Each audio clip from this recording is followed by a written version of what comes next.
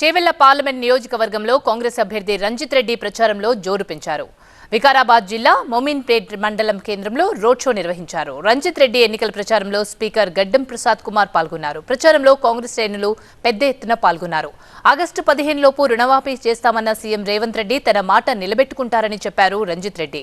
BJP MP అభ్యర్థి విశ్వేశ్వర్ రెడ్డిపై విమర్శలు చేశారు రంజిత్ రెడ్డి. కరోనా టైంలో తాను ఇంటింటికి తిరిగి ప్రజల యోగక్షేమాలు తెలుసుకుంటే కొండా విశ్వేశ్వర్ రెడ్డి మాత్రం కరోనా వస్తుందని ఇంటికే పరిమితమయ్యారంటూ ఎద్దేవా చేశారు.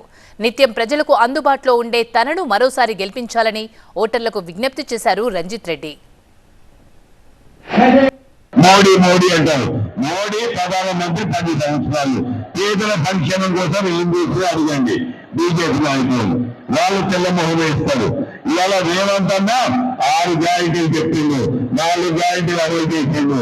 40 రోజుల్లో 2 గ్యారెంటీలు అమలు చేస్తాడు. రుణమాఫీ మామూలు మాటగా ఇవాళ 2 లక్షల రుణమాఫీ ఆగస్టు 15 చేస్తా అని చెప్పి దేవుడి మీద ప్రమాణం చేస్తాడు. ఒక ముఖ్యమంత్రి దేవుడి మీద ప్రమాణం చేసిన తర్వాత తప్పు చేస్తారా?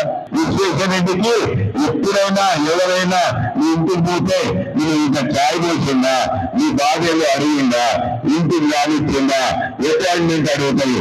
ఏమైనా నీకు ఎప్పుడైనా ఎవరికైనా సహాయం చేసింది నాకు 1,00,000 రూపాయలు అని చెప్తే ఛాలెంజ్ చేస్తున్నా.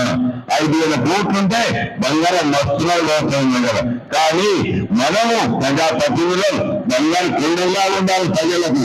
మీరు మమ్మల్ని బంగారు కొండని తీసుకోవాలి అని అయినేంది బంగారం ఉందనుకుంటారు. బంగారం ఉంటే మనకైనా పెడతాడా? ఎవరికైనా 10,000 ఇచ్చిందా? ఒక 9 పైసలు ఇచ్చిందా?